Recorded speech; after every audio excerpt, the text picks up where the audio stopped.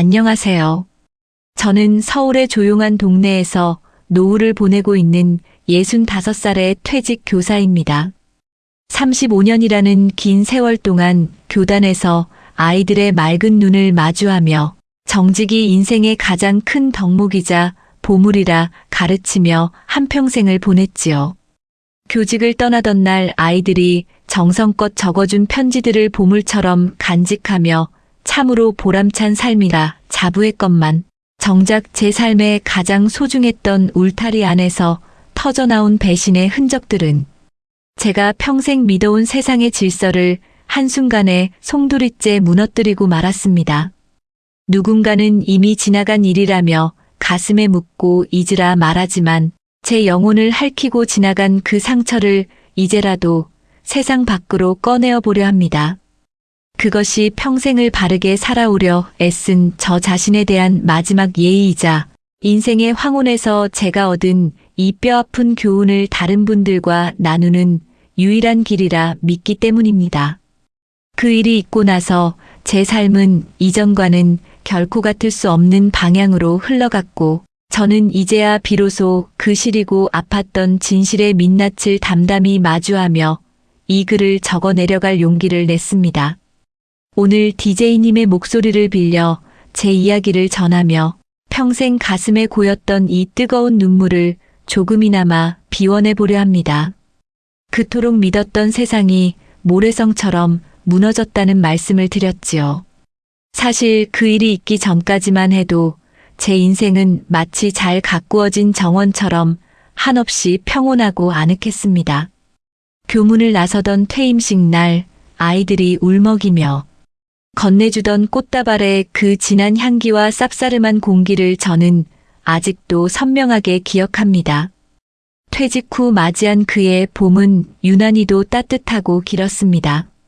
35년이라는 긴 세월을 오로지 칠판 앞과 아이들 틈바구니에서 보냈으니 이제는 오롯이 나 자신을 위해 살아도 좋겠다는 허락을 받은 기분이었지요. 마당 한쪽의 작은 텃밭에 모종을 심고 손톱 밑에 검은 흙이 박히는 줄도 모르고 보냈던 그 시간은 제게 더할 나위 없는 축복이었습니다. 남편 역시 비슷한 시기에 은행원 생활을 마무리하고 집으로 돌아왔습니다. 평생 숫자를 다루며 꼼꼼하고 치밀하게 살아온 사람답게 퇴직 후에도 남편은 흐트러짐 없는 규칙적인 생활을 이어갔습니다. 아침마다 정갈하게 셔츠를 다려입고 저와 함께 동네 산책을 나서는 남편의 뒷모습은 언제나 흔들리지 않는 든든한 바위 같았습니다. 우리는 거실 소파에 마주 앉아 참으로 많은 대화를 나누었습니다. 은퇴하면 가보고 싶었던 여행지며 소박하게 꾸려갈 노후 자금 계획까지 남편은 늘 제 의견을 먼저 물어봐주곤 했지요. 은행원 시절의 습관이 남아서인지 가계부 한 줄조차 허투루 넘기지 않는 그 일을 보며 저는 우리 가족의 경제적 울타리를 이 사람이 완벽하게 지켜줄 것이라 굳게 믿었습니다. 남편은 제게 참으로 다정한 동반자였습니다. 제가 마당에서 꽃을 심고 있으면 어느새 곁으로 다가와 시원한 매실차 한 잔을 건네며 제 이마에 땀을 닦아주던 정겨운 사람입니다. 그 무렵에 저는 세상에서 제가 가장 행복한 여자라고 생각하며 고단했던 지난날의 보상을 이렇게 받는구나 싶어 그저 감사할 따름이었습니다. 가끔 제자들이 찾아오는 날이면 남편은 저보다 더 신이 나서 손님 맞이를 돕곤 했습니다. 우리 선생님이 평생을 어떻게 사셨는데 대접을 소홀히 해서야 되겠느냐며 너스레를 떨던 남편의 모습이 지금도 눈에 선합니다. 제자들 앞에서도 제 체면을 극진히 세워주던 그 속 깊은 배려와 눈빛이 저는 모두 진심인 줄로만 알았습니다. 시어머니께서도 당시에는 참으로 인자하고 따뜻한 분이셨지요. 가까운 거리에 살면서도 며느리 고생시킨다며 밑반찬을 손수해서 보내주시기도 하고 제가 퇴직하고 나니 이제는 편히 쉬라며 제 손을 꼭 잡아주셨습니다. 그때의 어머니는 제게 친정 어머니 못지않게 의지하고 싶은 든든하고 인자한 어른이었습니다. 우리의 집은 늘 따스한 햇살과 평화로운 공기로 가득했습니다. 정년퇴직을 기념해 장만한 원목 탁자에 앉아 남편과 마주보며 책을 읽거나 소소한 동네 이야기를 나누는 시간은 제게 가장 큰 사치이자 행복이었습니다. 평생 남의 눈에 띄지 않게 그저 법 없이도 살 만큼 바르고 정직하게 살아온 우리 부부에게 남은 삶은 그저 잔잔한 호수 같을 것이라 의심치 않았습니다.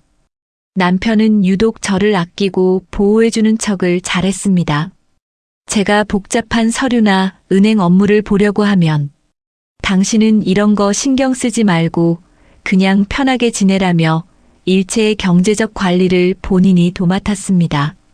저는 그게 저를 향한 남편의 지극한 사랑이자 배려라고만 생각했지, 그것이 훗날 제 눈을 가리는 거대한 장막이 될 줄은 꿈에도 몰랐습니다. 그 시절 저는 참으로 어리석게도 눈앞의 가짜 평화에 취해 있었습니다. 남편이 가끔 시동생의 안부를 물으며 깊은 한숨을 내쉴 때도 그것이 그저 형제간의 우애 깊은 마음에서 우러나온 걱정일 뿐이라고만 치부해버렸습니다.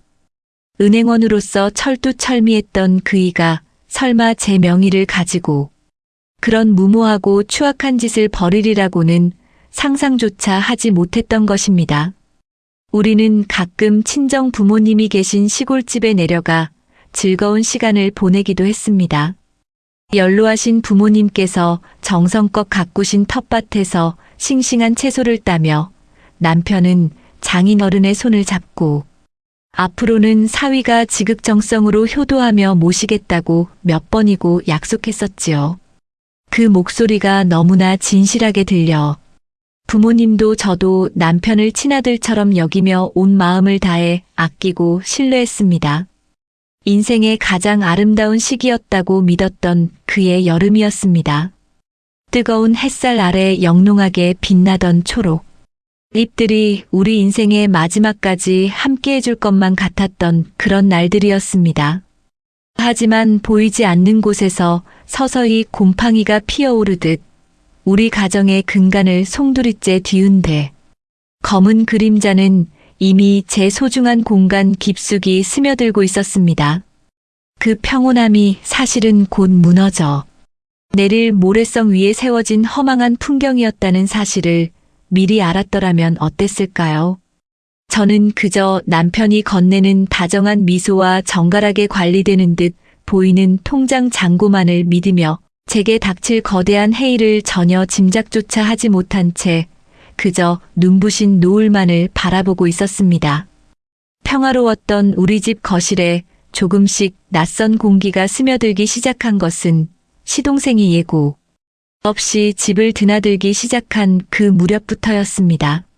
남편의 정갈했던 셔츠 깃에 어느덧 불안의 그림자가 드리우고 있었지만 저는 여전히 그가 쌓아올린 견고한 신뢰의 벽 안에서 안주하고 있었습니다. 남편의 정갈했던 셔츠 깃에 드리워진 그 작은 그림자가 우리 집안 전체를 삼킬 거대한 어둠의 시작이었음을 저는 그때 미처 알지 못했습니다. 겉으로는 평소와 다름없는 일상이 흐르는 듯 보였지만 우리 집 대문을 드나드는 발걸음 소리부터가 미세하게 변해가고 있었지요. 어느 날부터인가 시동생이 예고도 없이 우리 집을 찾는 횟수가 부쩍 늘어났고 그럴 때마다 남편은 평소답지 않게 당황하며 저를 주방이나 마당으로 내보내려 애를 썼습니다. 시동생은 예전에 호기롭던 모습은 온데간데 없고 며칠 밤을 지새운 사람처럼 초췌한 얼굴로 나타나 남편과 함께 서재로 숨어들곤 했습니다. 그 무렵 동네 어기나 친척들 사이에서 들려오는 소문은 흉흉하기만 했습니다. 시동생이 하던 사업이 사실은 도박이나 다름없는 무모한 투자였고 이미 감당할 수 없는 빚더미에 올라앉아 사채업자들에게 쫓기고 있다는 이야기가 제 귀에까지 흘러들어왔지요. 걱정스러운 마음에 남편에게 조심스레 물어보았지만 그이는 오히려 제게 화를 내며 당신이 집안일을 알면 얼마나 안다고 그러느냐며 입을 닫아버렸습니다. 평소에는 제 의견을 그토록 존중해주던 사람이 그렇게 날카롭게 반응하는 것을 보며 저는 제 질문이 그저 남편의 자존심을 건드린 것이라 생각하고 미안한 마음까지 들었습니다. 그 일이 있고 나서 남편은 갑자기 제게 유난스러운 친절을 베풀기 시작했습니다.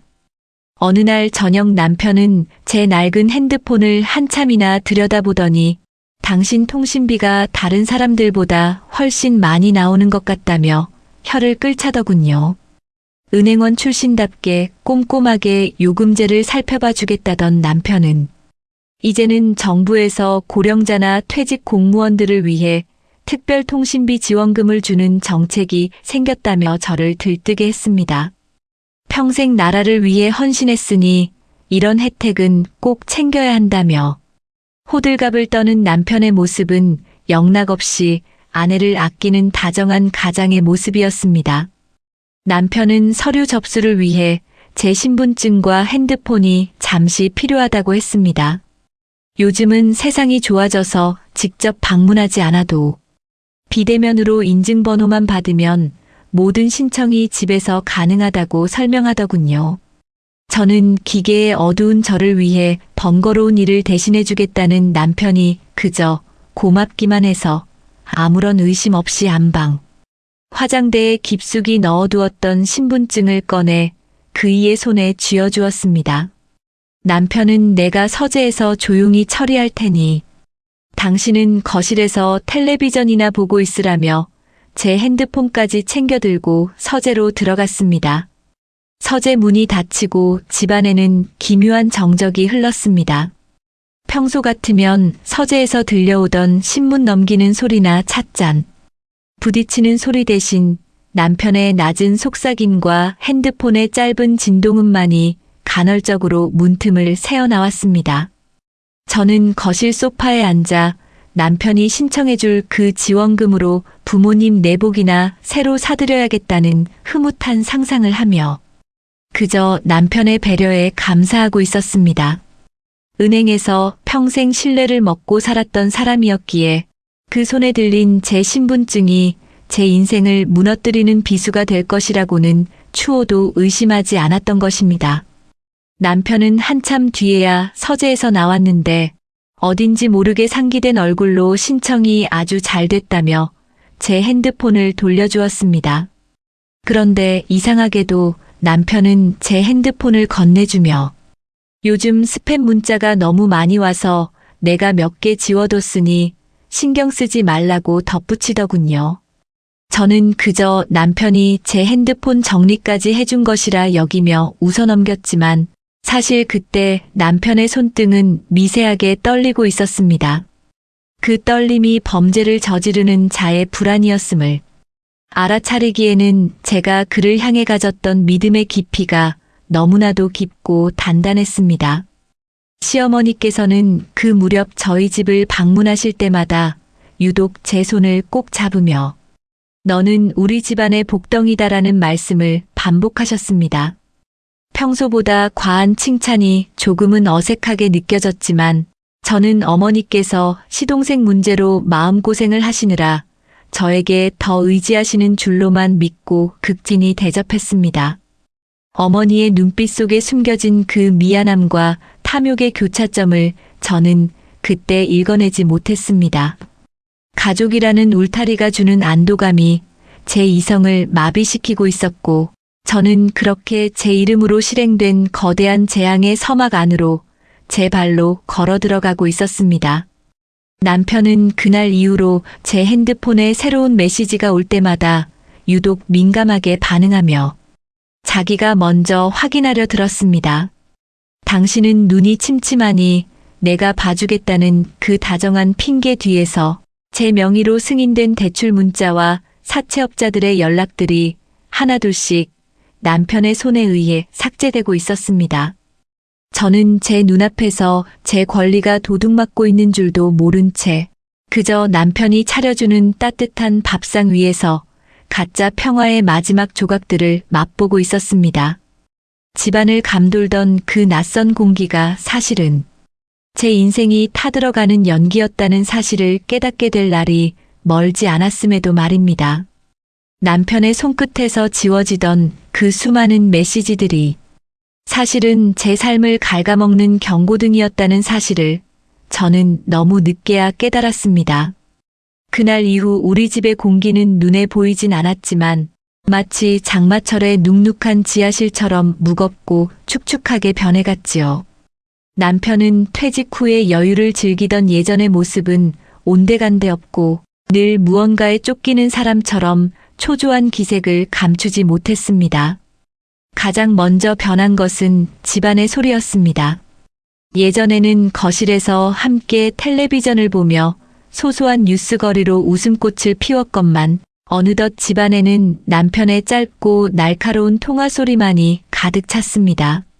남편은 휴대폰이 울릴 때마다 소스라치게 놀라며 서재로 달려갔고 제가 다가가기라도 하면 서둘러 문을 잠가버리곤 했습니다. 그 무겁게 닫힌 문 너머로 들려오는 남편의 다급한 목소리는 제가 평생 알고 지냈던 그 다정한 남자의 것이 아니었습니다. 그 무렵부터 남편은 밤잠을 이루지 못하고 거실을 서성이는 일이 잦아졌습니다. 새벽녘에 목이 말라 방을 나서면 어둠 속에서 홀로 담배를 태우며 창밖을 응시하는 남편의 실루엣이 보였지요. 평생 담배를 멀리하던 사람이었는데 베란다에서 새어나오는 그 매캐한 냄새는 우리 부부 사이의 신뢰가 타들어가는 냄새처럼 고약하게 느껴졌습니다.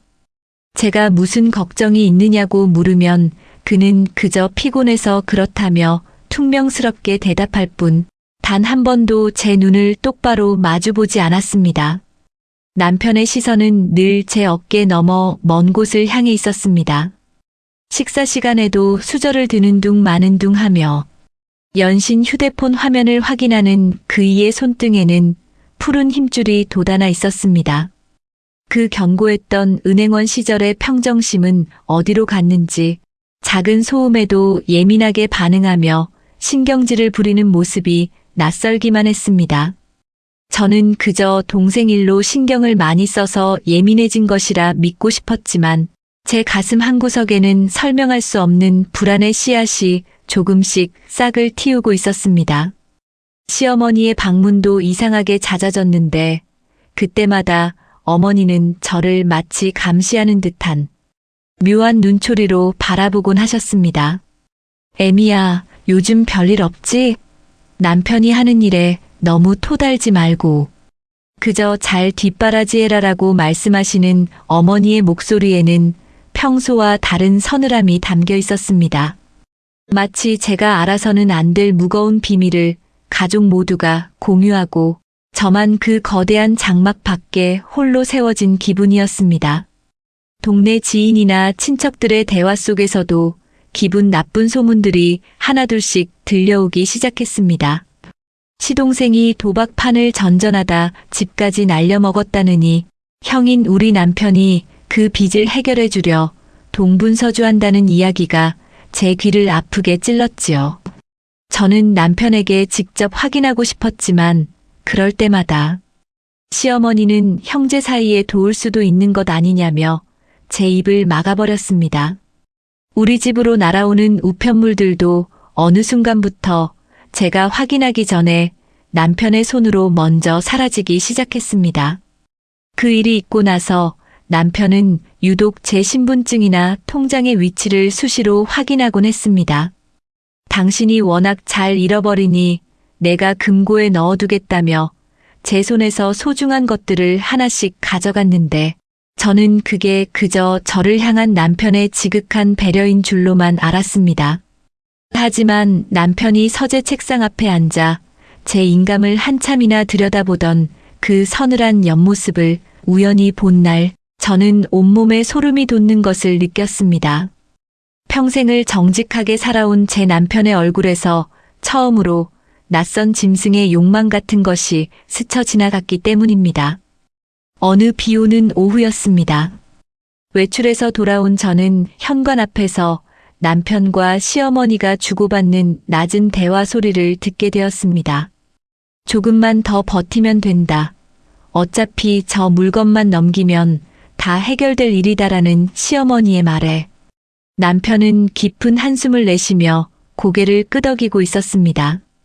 저 물건이 무엇인지, 그리고 그들이 무엇을 버티고 있는 것인지 저는 도무지 알 수가 없어 그 자리에 얼어붙은 듯 서 있을 수밖에 없었습니다.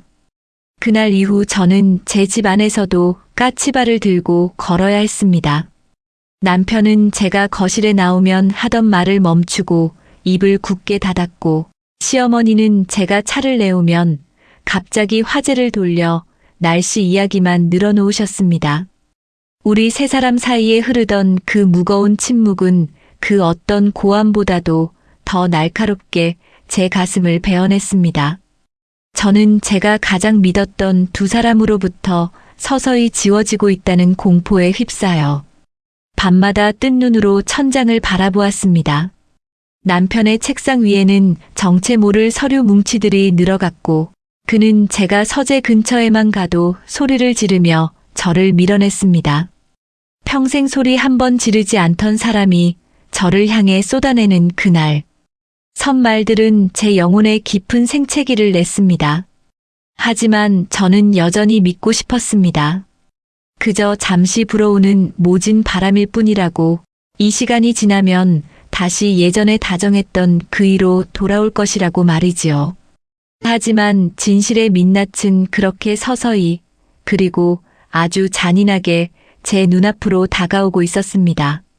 남편이 숨겨둔 그 수많은 대출 문자와 독촉장들이 제 인생을 어떻게 삼켜버릴지, 저는 그 폭풍의 한가운데로 걸어 들어가고 있다는 사실을 까맣게 모른 채 그저 말라가는 화분만을 응시하고 있었습니다.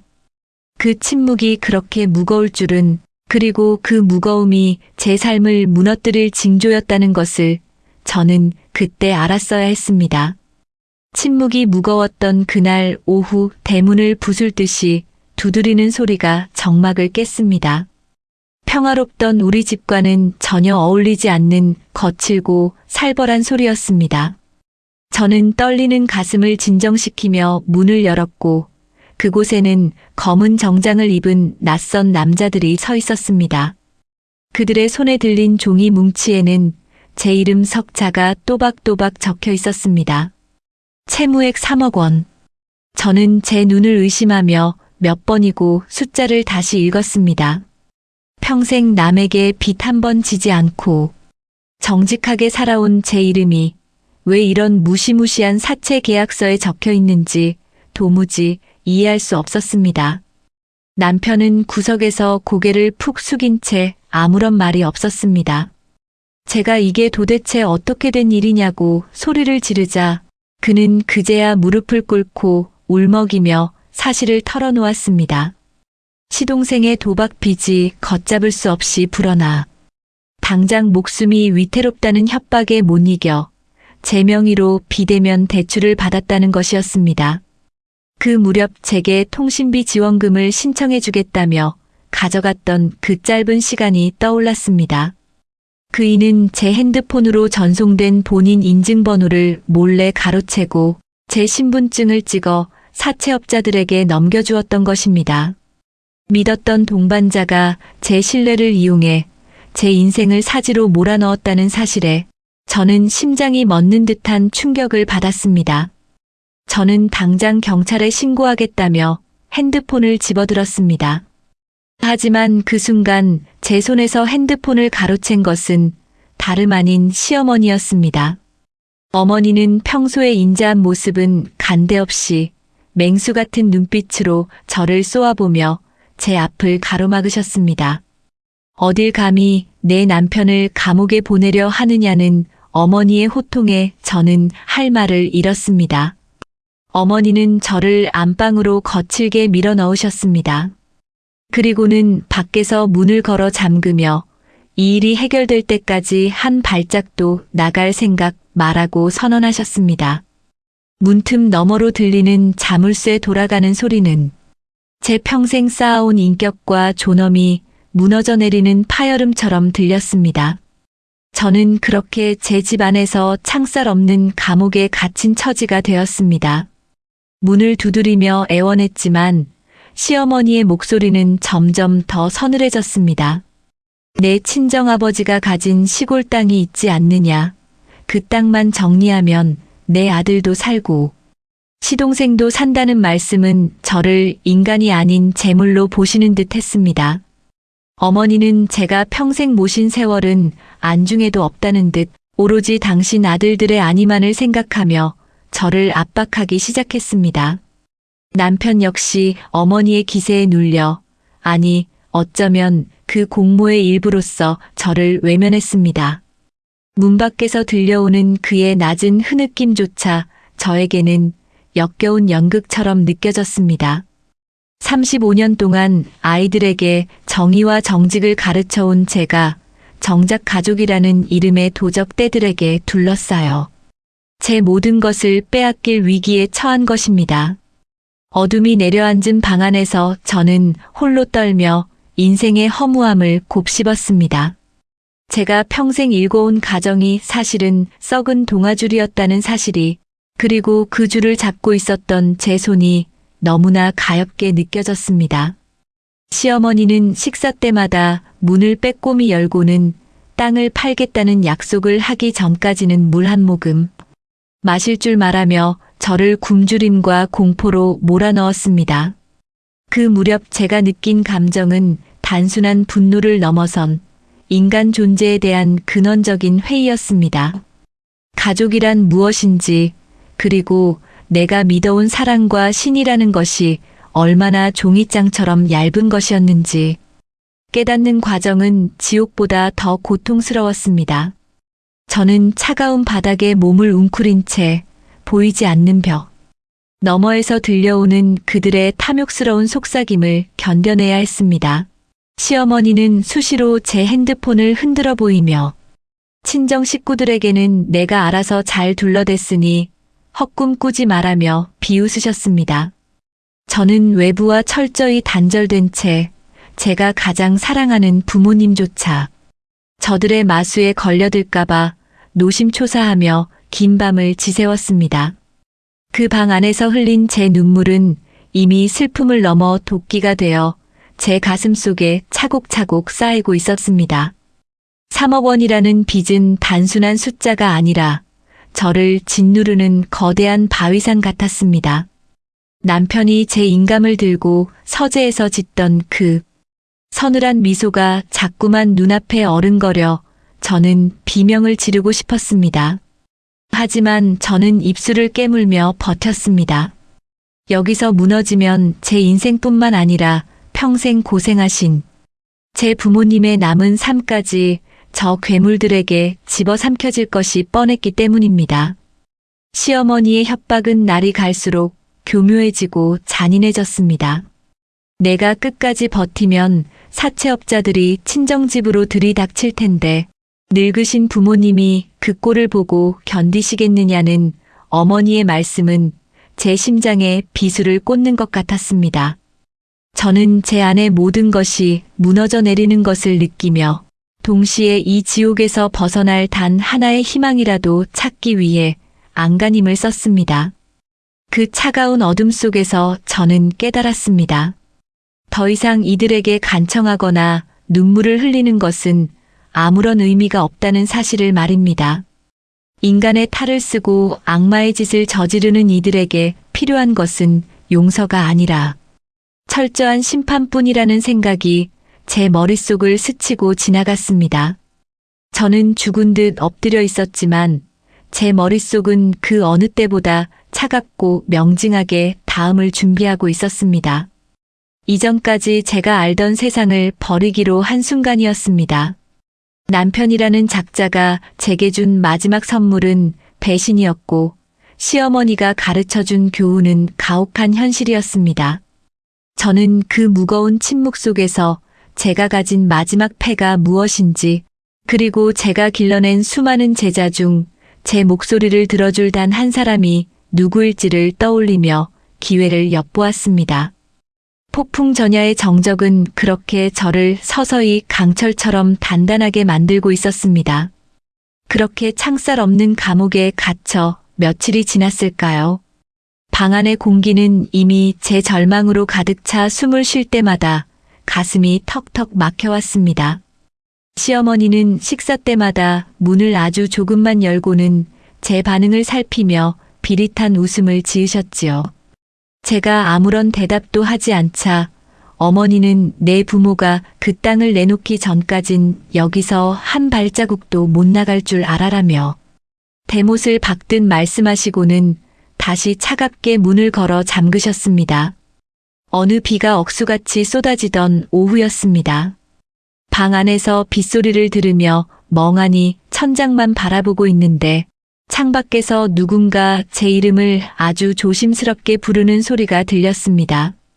처음에는 헛것을 들은 줄 알았지만 그 목소리는 분명 십수년을 알고 지낸 동네 세탁소 박씨 부인의 것이었습니다. 저는 서둘러 창가로 다가가 방충망 너머로 박씨 부인을 확인했습니다. 비에 젖은 얼굴로 저를 바라보던 그녀의 눈에는 당혹감과 걱정이 가득 서려 있었습니다. 박씨 부인은 주위를 살피며 목소리를 낮추어 제게 충격적인 이야기를 전해주었습니다. 선생님, 이 안에서 대체 무슨 일이 있는 거예요? 어제 선생님, 친정집에 검은 차들이 들이닥치고 난리가 났었다면서요. 그녀의 말에 제 심장이 덜컥 내려앉았습니다. 박씨 부인은 친정집 근처에 사는 사촌 동생에게 전화를 받았다며 사채업자들이 친정 대문에 시뻘건 딱지를 붙이고는 집안의 가구며 세간살이까지 온통 딱지 투성이로 만들었다는 소식을 전해왔습니다. 그 소식을 전하며 박씨 부인은 제 친정아버지가 충격으로 쓰러지셔서 읍내 병원으로 실려가셨다는 이야기까지 덧붙였습니다. 그 순간 제 머릿속은 하얗게 변했고 손끝이 파르르 떨려왔습니다. 평생 정직하게 땀 흘려 일궈오신 그 소박한 집이 그리고 연로하신 부모님의 자부심이 저 하나 잘못된 남편을 만난 죄로 그렇게 무참히 짓밟혔다는 사실에 저는 비명을 지르고 싶었습니다. 하지만 저는 이를 악물고 눈물을 참아냈습니다. 지금 여기서 무너지면 정말로 모든 것이 끝이라는 생각이 들었기 때문입니다. 박씨 부인에게 제발 부탁이니 제 제자 중 한 명인 한 변호사에게 연락을 좀 취해달라고 간곡히 부탁했습니다. 그녀가 빗속으로 사라지는 모습을 보며 저는 제 안에서 잠자고 있던 모든 투지가 불길처럼 타오르는 것을 느꼈습니다. 그날 밤 시어머니와 남편이 거실에서 크게 다투는 소리가 들렸습니다.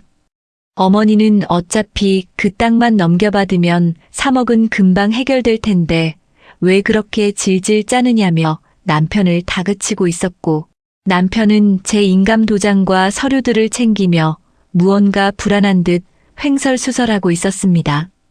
저는 그들의 대화를 통해 남편이 단순히 빚을 갚으려 했던 것이 아니라 시어머니와 공모하여 처음부터 제 친정 재산을 노리고 이 모든 연극을 꾸몄다는 사실을 확신하게 되었습니다. 운 좋게도 그날 밤 시어머니는 남편과 함께 급히 어디론가 나갈 준비를 하느라 제 방문의 잠금 장치를 확인하는 것을 잊으셨습니다. 그들이 현관문을 나서는 소리를 듣자마자 저는 문고리를 돌려보았습니다. 문은 거짓말처럼 힘없이 열렸고 저는 그 길로 거실로 달려나갔습니다. 남편이 서재에 두고 간 가방 속에는 제 이름으로 된 위조 서류들과 친정집 땅의 등본, 그리고 사채업자들과 주고받은 추악한 계약서들이 가득 들어 있었습니다. 서류 뭉치 속에서 저는 사채업자가 보낸 것으로 보이는 사진 한 장을 발견했습니다. 그것은 비에 젖은 친정집 대문에 붙은 시뻘건 압류 딱지를 찍은 사진이었습니다. 그 사진을 보는 순간 제 가슴 속에서는 평생 느껴보지 못한 차갑고도 날카로운 이성이 깨어났습니다. 더 이상 용서나 자비는 없었습니다. 저는 그 서류들을 품에 안고 빗속으로 뛰어나갔습니다. 세상은 온통 어둠뿐이었지만 제 눈앞은 그 어느 때보다 명징했습니다. 평생 아이들에게 가르쳤던 정의가, 그리고 제가 지켜온 정직이 저를 지켜줄 유일한 무기라는 사실을 깨달은 순간이었습니다. 저는 빗속을 달리며 제 인생을 송두리째 도둑질한 그들에게 가장 잔혹하고도 완벽한 대가를 치르게 해주겠다고 다짐하고 또 다짐했습니다. 이제 남은 것은 제가 가진 그 비장의 카드를 꺼내드는 일뿐이었습니다. 남편과 시어머니가 감히 상상조차 하지 못했을 그들이 가장 믿고 있던 그 발밑의 땅이 무너지는 경험을 선사해 주리라 마음먹었습니다. 저는 빗줄기를 뚫고 제가 가장 신뢰하는 제자의 집으로 향하며 마음속으로 수천 번이고 그들의 몰락을 그려보았습니다. 빗길을 뚫고 도착한 곳은 제가 초임 시절 가르쳤던 제자 한 씨의 변호사 사무실이었습니다. 당시에는 수줍음 많던 어린 소년이었던 그가 이제는 당당한 법조인이 되어 저를 맞이해 주었지요. 젖은 몸으로 들이닥친 저를 보고 놀란 기색이 역력했지만 그는 제 손에 들린 서류 뭉치와 제 눈빛에 서린 결연함을 보고는 이내 무거운 표정으로 고개를 끄덕였습니다. 한 변호사는 곧바로 전문 인력을 소집해 제 핸드폰을 분석하기 시작했습니다.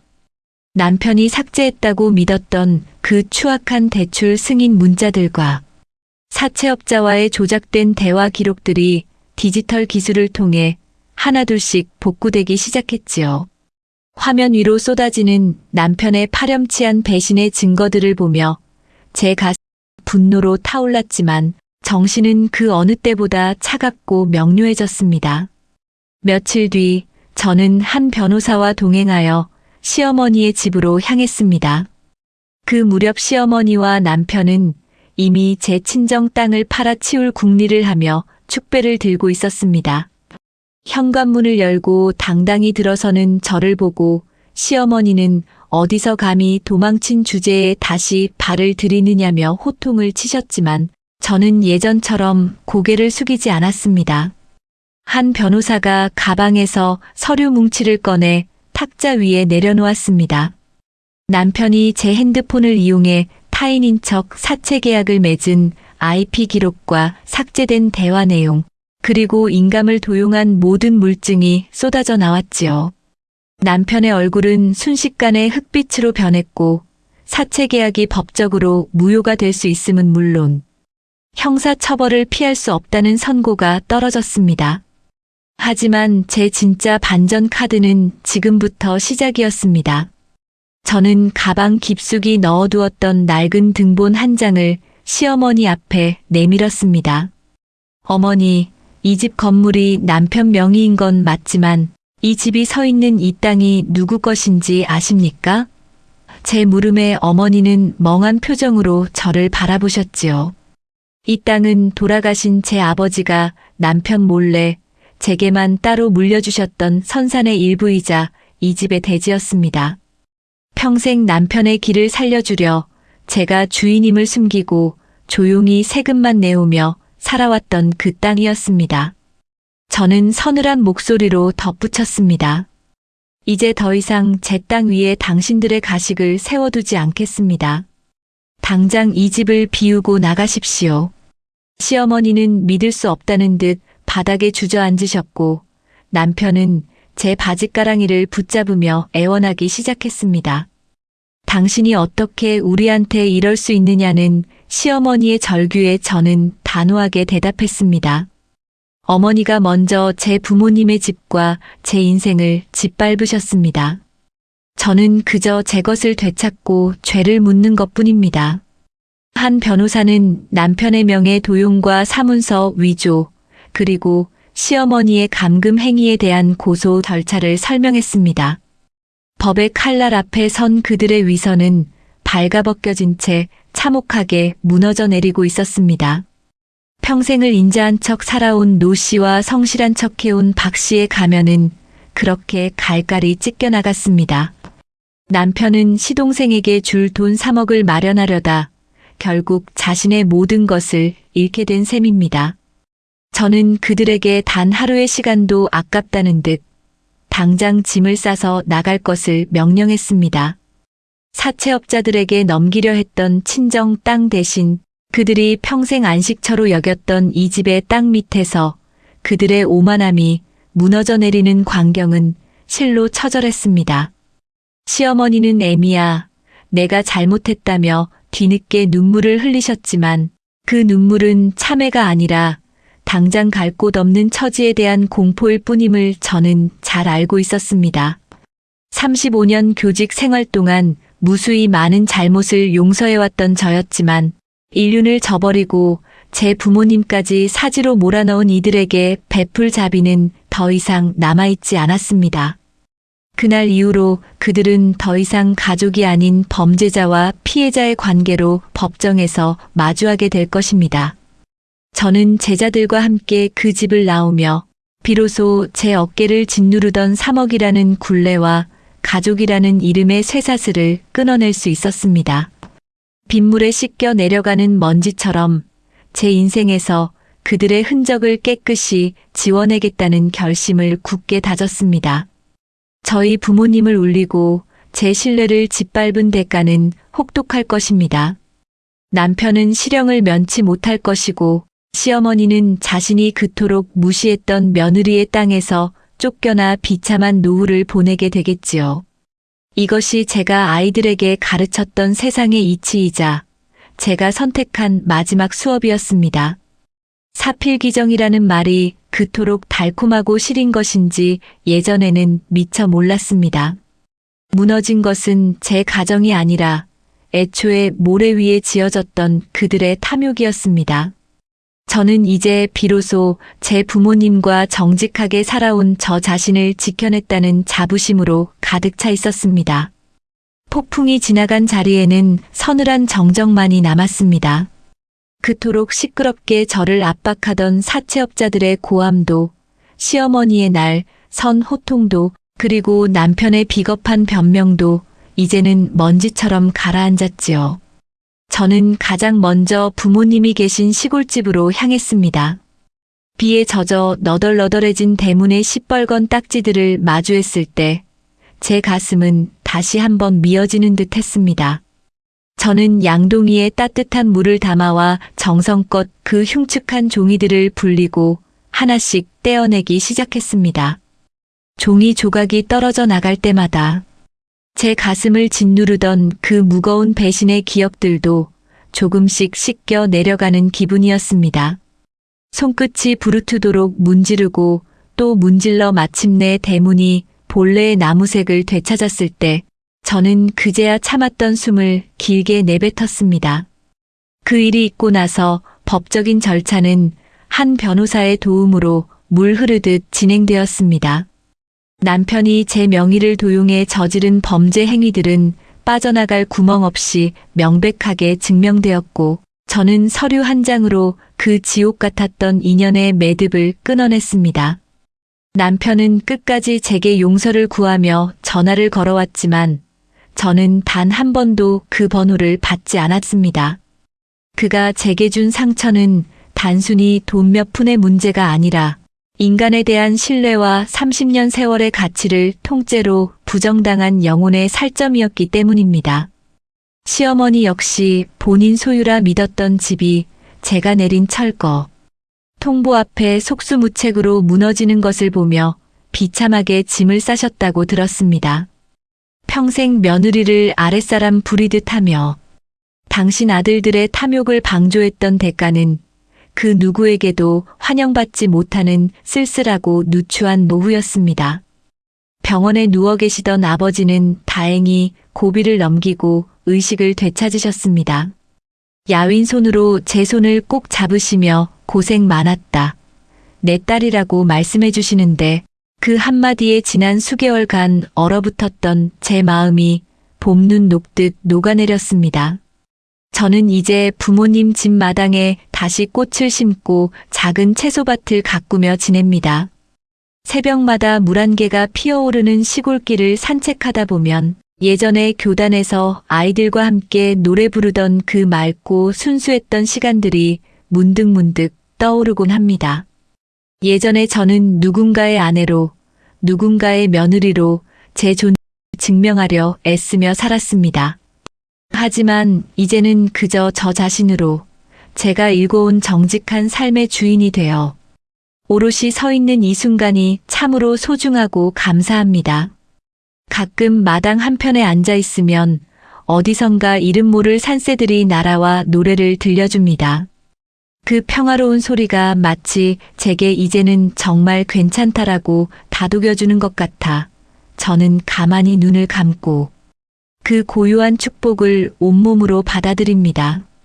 배신이라는 칼날은 제 살을 베었지만 역설적이게도 그 상처를 통해 저는 제 인생에서 무엇이 진짜이고 무엇이 가짜였는지를 명확히 구분할 수 있게 되었습니다. 진실의 힘은 생각보다 강력했고 제가 평생 지켜온 원칙들은 가장 어두운 밤에 저를 비추는 등불이 되어주었습니다. 이제 제 앞에는 그 누구의 간섭도 기만도 없는 투명한 시간들이 펼쳐져 있습니다. 저는 그 시간을 부모님에 대한 효도와 저 자신의 내면을 돌보는 일로 채워가며 인생의 황혼을 가장 아름다운 빛으로 물들여 보려 합니다. 한때는 세상이 무너진 줄 알았는데 무너진 것은 제가 억지로 붙들고 있던 낡은 지붕이었을 뿐입니다. 지붕이 사라지자 오히려 그 너머로 드넓은 하늘과 눈부신 별들이 보이기 시작했다는 사실이 제 인생이 제게 준 가장 큰 반전이자 선물이었습니다. 살아보니 인생은 참으로 묘하더군요. 가장 믿었던 이에게 가장 아픈 배신을 당했지만 그 덕분에 저는 제 삶의 진짜 주인이 누구인지를 비로소 깨닫게 되었습니다. 그 일이 있고 나서 어느덧 계절이 여러 번 바뀌어 다시금 정원의 꽃들이 만발하는 시절이 돌아왔습니다.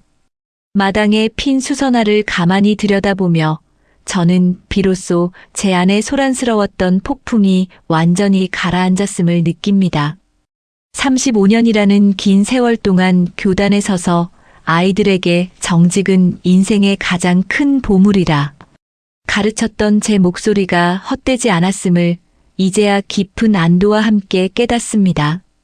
남편과 시어머니에게 당했던 배신은 제 영혼을 핥히는 서슬 퍼런 칼날과도 같았습니다. 하지만 그 깊은 상처가 아문 자리에는 이전보다 훨씬 단단하고 질긴 새살이 돋아나 제 인생을 지탱해주고 있지요. 평생을 바쳐 일궈온 가정이 한순간에 무너진 것이 아니라 가식과 기만으로 쌓아 올렸던 낡은 집이 허물어지고 나서야 비로소 제 인생의 진짜 터전이 그 민낯을 드러낸 것뿐이었습니다. 인간의 탐욕이 얼마나 끝이 없고 추악한 것인지 저는 3억 원이라는 빚의 무게를 통해 똑똑히 목격했습니다. 평생을 은행원으로 살며 숫자의 엄격함을 신봉하던 남편이 제 핸드폰을 가로채고 명의를 도용하던 그 비겁한 뒷모습은 제게 인간에 대한 깊은 회의를 남겼습니다. 가족이라는 울타리 안에서 보호받아야 할 존재가 도리어 사냥감이 되어버렸던 그 지옥 같은 시간은 제 인생에서 가장 혹독한 시련이었습니다. 하지만 어두운 밤이 깊을수록 별이 더 밝게 빛나듯 제 곁을 지켜준 것은 결국 제가 평생 뿌려온 진심의 씨앗들이었습니다. 위기의 순간에 제 손을 잡아준 이들은 혈연으로 맺어진 가족이 아니라 제가 사랑으로 길러낸 제자들과 진실을 알아준 이웃들이었지요. 한 변호사를 비롯해 저를 위해 발벗고 나서준 수많은 인연은 제가 지난 세월을 결코 헛되이 살지 않았음을 증명해주는 가장 고귀한 훈장이었습니다. 시어머니가 그토록 탐냈던 제 친정의 땅은 이제 온전히 연로하신 부모님과 저를 위한 평화로운 안식처가 되었습니다. 남의 것을 가로채어 자신의 핏줄을 구하려 했던 탐욕스러운 이들은 결국 자신이 가진 소박한 보금자리마저 잃고 길거리로 내몰리는 처참한 종말을 맞이했지요. 인과응보라는 말이 그저 고전소설 속의 허무맹랑한 이야기가 아니라 살아있는 우리 삶의 엄중한 질서임을 저는 이번 일을 통해 뼈저리게 실감했습니다. 이제 거울 속에 비친 제 얼굴을 가만히 들여다보며 저는 예전보다 훨씬 편안해진 눈매를 발견하곤 합니다. 배신의 흔적으로 깊어진 미간의 주름조차 이제는 제가 거친 풍파를 이겨내고 얻은 영광스러운 상처처럼 느껴져 대견하기만 합니다. 누구의 아내도 누군가의 며느리도 아닌 오롯이 제 이름. 석자로 당당하게 살아가는 이 황혼의 시간이 참으로 눈부시고 아름답습니다. 인생이라는 긴 수업의 마지막 과제를 마친 기분으로 저는 매일 아침 마당에 흙을 밟으며 감사의 기도를 올립니다. 가혹했던 그 무렵의 시련은 저를 무너뜨리려 찾아왔지만 결과적으로는 저를 더 투명하고 강인하게 빚어주는 담금질의 시간이 되었습니다. 청취자 여러분도 곁에 있는 사람의 화려한 가면, 뒤에 숨겨진 진실을 꿰뚫어 볼 수 있는 해안을 기르시어 저와 같은 아픔을 겪지 않으시길 간절히 바랍니다.